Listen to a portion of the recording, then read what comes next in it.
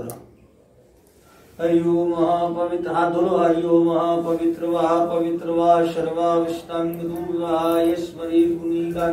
थोड़ा जल पियो।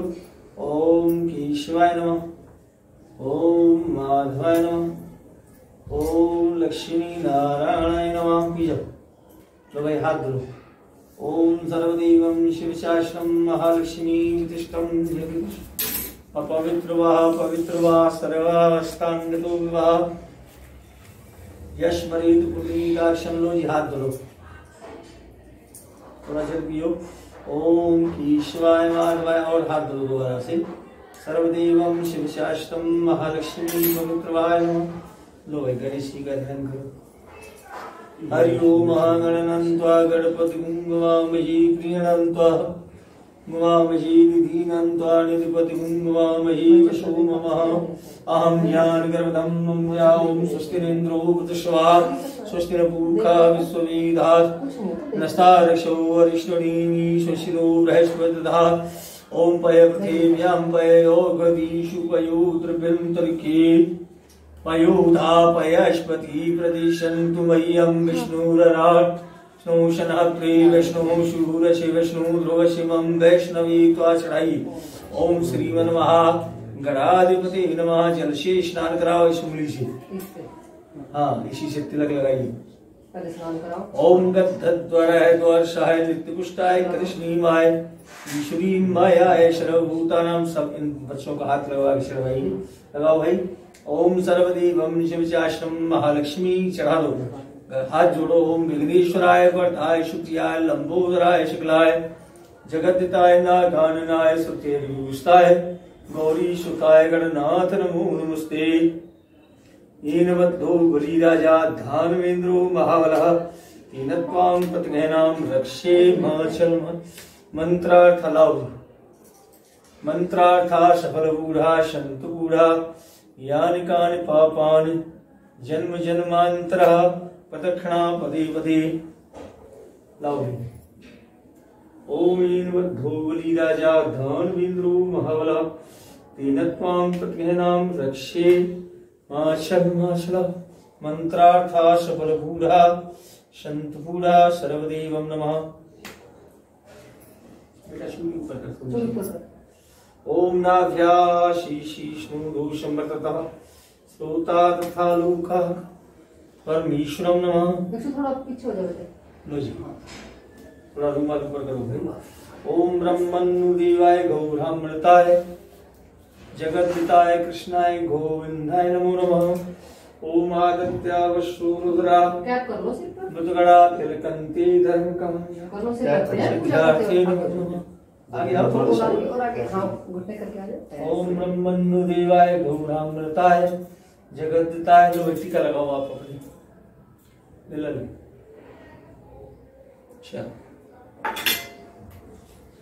ओम सर्वदेवं शिवशास्त्रं महालक्ष्मी प्रचोदयात्। लो भाई उल्टे हाथ पर कोई चावल और सीधे हाथ से चावल थाली में थोड़े थोड़े।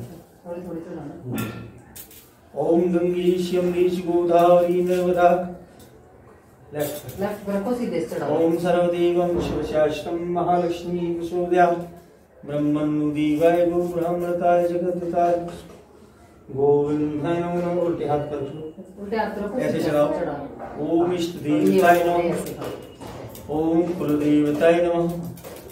ओम ग्राम देवताय नमः। ओम स्थान देवताय नमः।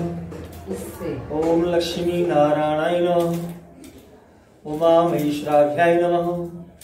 वाजी हिरण्यगाभ्याय नमः। शशि पुंद्राभ्याय नमः। थोड़े थोड़े चलाओ। शशि पुंद्राभ्याय नमः।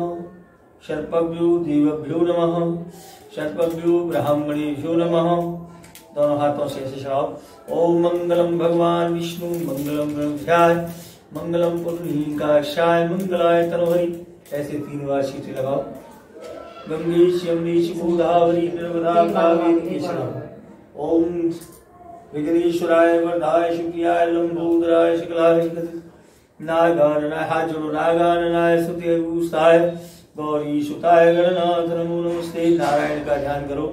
ओम शांताकारं भुजंगशयनं पद्मनाभं सुरेशं विश्वाधारं गगनसदृशं मेघवर्णं शुभांगं लक्ष्मीकान्तं कमलनयनं योगविद्यारम्भं वन्दे विष्णुभवहरणं सर्वलोकनाथं। गुरुर्ब्रह्मा गुरुर्विष्णु गुरुदेवो महेश्वराय। गुरुवे नमः। ओम प्रगुवे नमः। ओम शनीश्वराय नमः। ओम राहवे नमः। ओम केतवे नमः। सारे चढ़ा दो। ओम सुख शांति भवः। दक्षिणा चढ़ा दो। ओम द्रव्य दक्षिणा सहितं सर्वदेवं शिवशास्त्रं महालक्ष्मी प्रचोदयात्।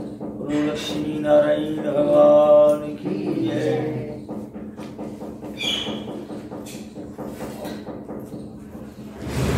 गुरु सत्यनारायण भगवान आकारं है हनुमान और राम लखन सिय जानकी सदा करो कल्याण सियापति राम। जय जय राम मेरे प्रभु राम। जय जय राम करो कल्याण। जय श्री राम। गुरु लक्ष्मी नारायण भगवान की जय। एक समय नैमिषारण्य तीर्थ में शौनकादिक 88,000 ऋषियों ने श्री सूजी से पूछा है, हे प्रभु, इस कलयुग में वेद विद्या रहित मनुष्यों को प्रभु भक्ति किस प्रकार मिलेगी तथा उनका उद्धार कैसे होगा। इसलिए हे मुनिश्रेष्ठ, कोई ऐसा तप कहिए जिससे थोड़े समय में पुण्य प्राप्त हो तथा मनोवांछित फल मिले। वह कथा सुनने की हमारी इच्छा है। सर्वशास्त्र ज्ञाता श्री सूजी बोले कि हे वैष्णव, आपने सब प्राणियों के हित की बात पूछी है।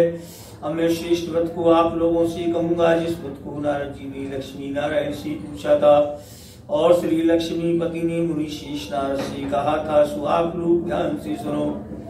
एक समय योगीराज नारद जी दूसरों के हित की इच्छा से अनेक लोकों में घूमते घूमते मृत्यु लोक में आप पहुंचे। वहां अनेक योनियों में जन्मे हुए प्राय सभी मनुष्य को अपने अपने कर्मों के द्वारा दुखी देखकर, पीड़ित देखकर किसी यत्न के करने से निश्चय इनके दुखों का नाश हो सकेगा। ऐसा मन में सोचकर विष्णु लोक को गई। वहां श्वेत वर्ण और 4 भुजाओं वाले देवों के ईश नारायण, इनके हाथों में शंख चक्र गदा पद्म थे तथा वनमाला पहने हुए थे, स्तुति करने लगे और कहने लगे कि हे भगवान, आप अत्यंत शक्ति से संपन्न हैं। मन तथा वाणी भी आपको नहीं पा सकती। आपका आदि मध्य और अंत नहीं है। निगुण स्वरूप सृष्टि के भूत और भक्तों के दुखों को नष्ट करने वाले हो, आपको मेरा नमस्कार। नारद जी से इस प्रकार की स्तुति सुनकर विष्णु भगवान बोले कि मुनिश्रेष्ठ, आपके मन में क्या है? आपका यहाँ किस काम के लिए आगमन हुआ? निसंकोच कहो। तब नारद मुनि बोले कि मृत्यु लोक में सब मनुष्य जो अनेक योनियों में पैदा हुए अपने अपने कर्मों के द्वारा दुखी हो रहे हैं। हे नाथ, मुझ पर दया रखते हो तो बतलाइए, उन मनुष्यों के सब दुख थोड़ी से यत्न में कैसे दूर हो सकते हैं। हे नारद, मनुष्यों की भलाई के लिए तूने बहुत अच्छी बात पूछी है। जिस काम के करने से मनुष्य मोह से छूट जाता है वो मैं कहता हूँ, सुनो। बहुत पुण्य का देने वाला स्वर्ग तथा मनुष्य लोक दोनों में एक उत्तम व्रत है। आज मैं प्रेम बस होकर तेरी से कहता हूँ। सत्यनारायण जी का व्रत अच्छी तरह विधि पूर्वक करके मनुष्य तुरंत ही या शुभ होकर मरने पर मोक्ष को प्राप्त होता है। श्री भगवान के वचन सुनकर नारद मुनि बोले, इस व्रत का क्या फल है, क्या विधान है, किस दिन ये व्रत करना चाहिए? विस्तार से कहो। भगवान कहते हैं कि दुख और शोक को दूर करने वाला, धन धान्य को बढ़ाने वाला, सौभाग्य संतान को देने वाला, सब स्थानों पर विजयी करने वाला, भक्ति और श्रद्धा के साथ किसी भी दिन मनुष्य सत्यनारायण की शाम के समय ब्राह्मण बंधुओं के साथ में धर्म प्रयाण होकर पूजा करे। भक्ति भाव से नैवेद्य केले के फल, घी, दूध, दही, गेहूं का चूर्ण इत्यादि सभी भक्ष्यों पदार्थ जमा करके शवाई पर अर्पण कर देवे तथा बंधुओं से ब्राह्मणों को भोजन कराए। स्वयं भोजन करे, नृत्य गीत आदि का आचरण करके सत्यनारायण भगवान का स्मरण करके समस्त समय व्यतीत करे। इस तरह का व्रत करने से मनुष्य की इच्छा पूरी होती है। विशेष कलयुग में भूमि पर यही मोक्ष पाए। गुरु सत्यनारायण भगवान की जय। दूसरे अध्याय में सूत जी कहते हैं कि ऋषियों, जिसने पहले समय में इस व्रत को किया है उनका इतिहास कहता हूँ, ध्यान से सुनो। सुंदर काशीपुरी नगरी में एक निर्धन ब्राह्मण रहता था। वो भूख और प्यास से विषम हुआ नित्य पृथ्वी पर घूमता था। ब्राह्मणों से प्रेम करने वाले भगवान ने ब्राह्मण को दुखी देखकर बूढ़े ब्राह्मण का रूप धर के उसके पास जाकर आदर के साथ पूछा और कहा कि हे विप्र, निधि दुखी हुआ पृथ्वी पर क्यों घूमता है? ये श्रेष्ठ ब्राह्मण यह सब मुझसे कहो, मैं सुनना चाहता हूँ। ब्राह्मण बोला, मैं बहुत निर्धन ब्राह्मण हूँ, भिक्षा के लिए पृथ्वी पर फिरता हूँ। हे भगवान, यदि आप इसका उपाय जानते हो तो कृपा करके कहो। वृद्ध ब्राह्मण बोला, सत्यनारायण भगवान मनोवांछित फल की देने वाले हैं, इसलिए हे ब्राह्मण तू उनका पूजन कर।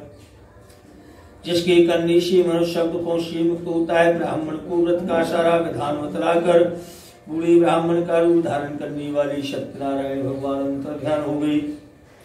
जिस व्रत को वृद्ध ब्राह्मण ने बतलाया मैं उसको करूंगा, यह निश्चय करने पर उसे रात को नींद ही नहीं आई।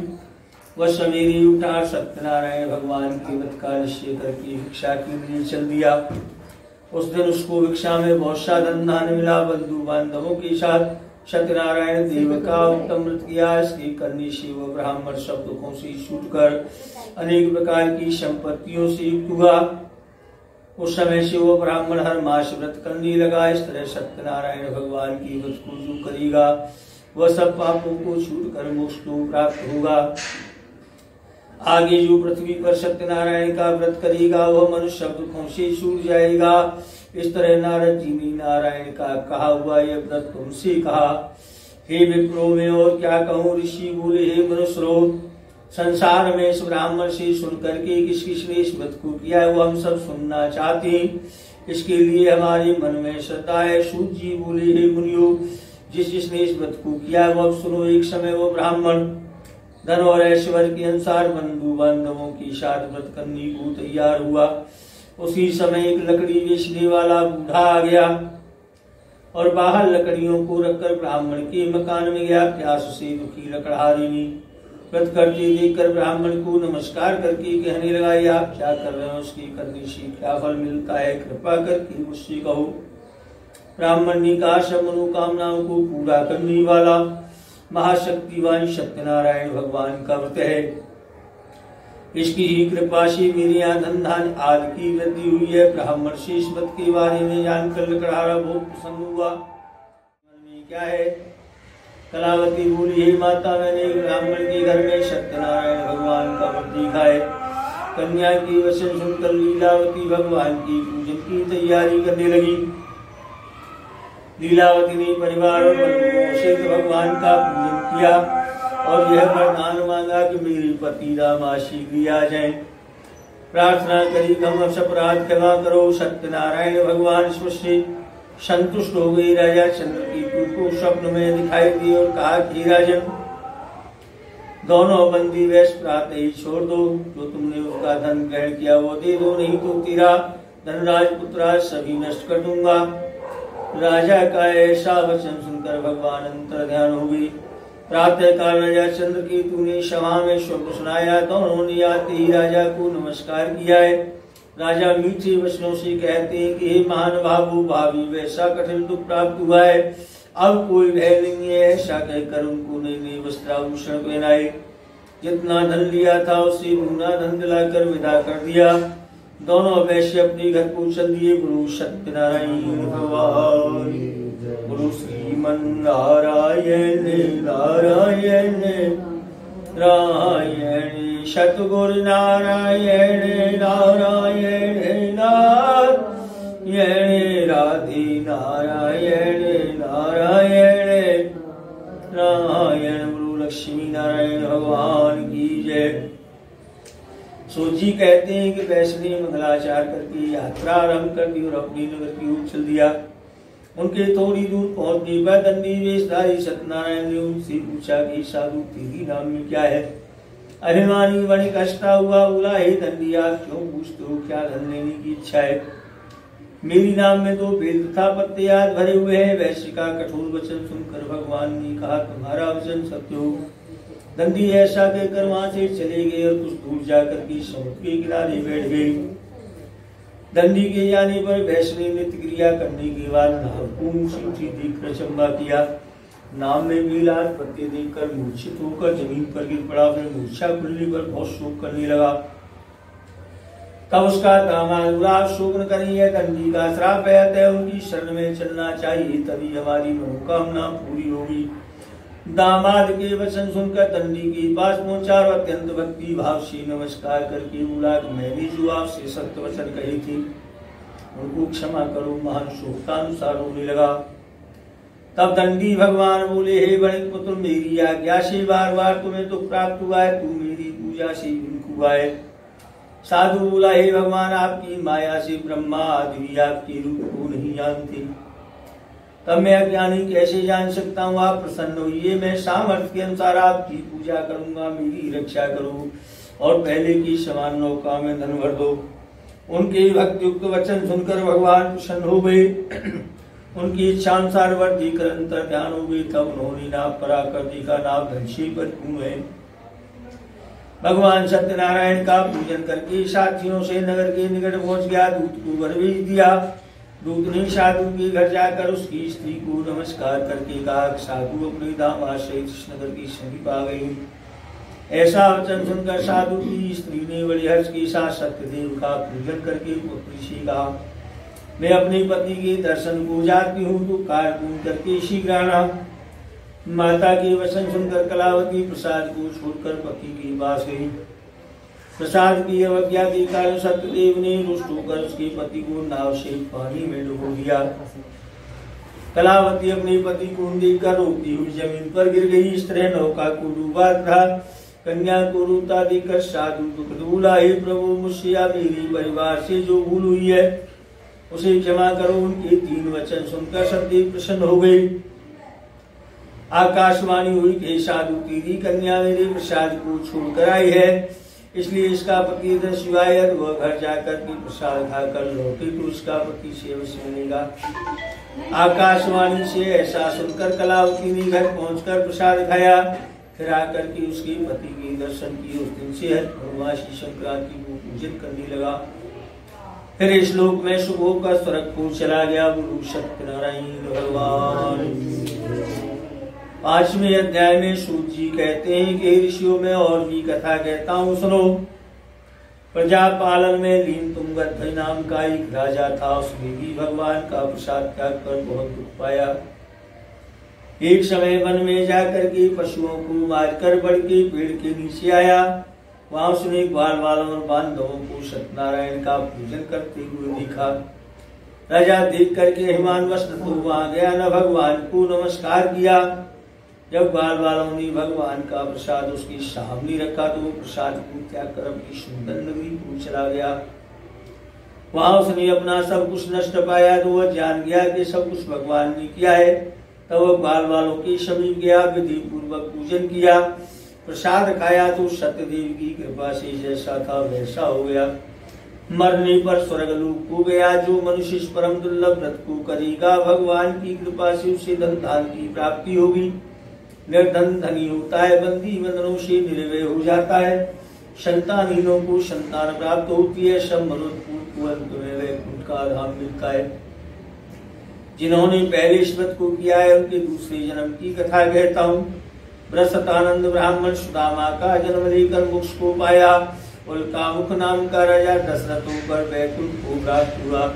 साधु नाम के वैश्य ने मूर्त भज बनकर अपने पुत्र को वारी से सील कर मोक्ष प्राप्त किया। महाराज तुंगध्वज ने स्वयं होकर भगवान की भक्ति कर मोक्ष प्राप्त किया। सत्यनारायण भगवान।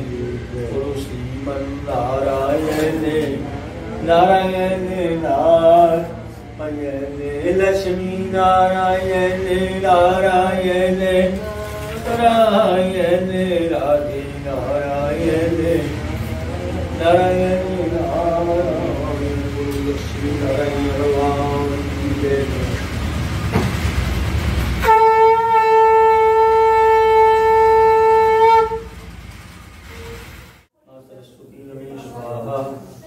भगवती नमः स्वाहा। आप कैसे नमः स्वाहा। शिवशास्त्राय नमः स्वाहा। ओंकार विद्या नमः स्वाहा। रामाय नमः स्वाहा। रामदूताय नमः स्वाहा। रामचंद्राय नमः स्वाहा, रामभद्राय नमः स्वाहा, राम तुलसीदासाय नमः स्वाहा, ओंकार विष्णुम नमः स्वाहा, शेषाष्टम नमः स्वाहा, महालक्ष्मी नमः स्वाहा, ओम नमो भगवते वासुदेवाय नमः स्वाहा, कृष्णाय गोविंदाय गोपीजनवल्लभाय स्वाहा, कृष्णाय गोविंदाय गोपीजनवल्लभाय स्वाहा, कृष्णाय गोविंदाय गोपीजनवल्लभाय स्वाहा, ओम नमो भगवते वासुदेवाय नमः स्वाहा, चिता शिवम स्वाहा। इसको दे देना थोड़ा थोड़ा डालो। अरे तो कोई बात नहीं, अरे कटोरी की। ओम सूर्याय स्वाहा, ओम चंद्रमसे स्वाहा, ओम भौमाय स्वाहा, ओम उदयाय स्वाहा, ओम गुरुवे स्वाहा, ओम रविवे स्वाहा, ओम शनिश्चराय स्वाहा, ओम राहवे स्वाहा, ओम कीर्तये स्वाहा, ओम ब्रह्मा मुरारी दुर्गांकारी जीवो विष्णु स्वाहा, ओम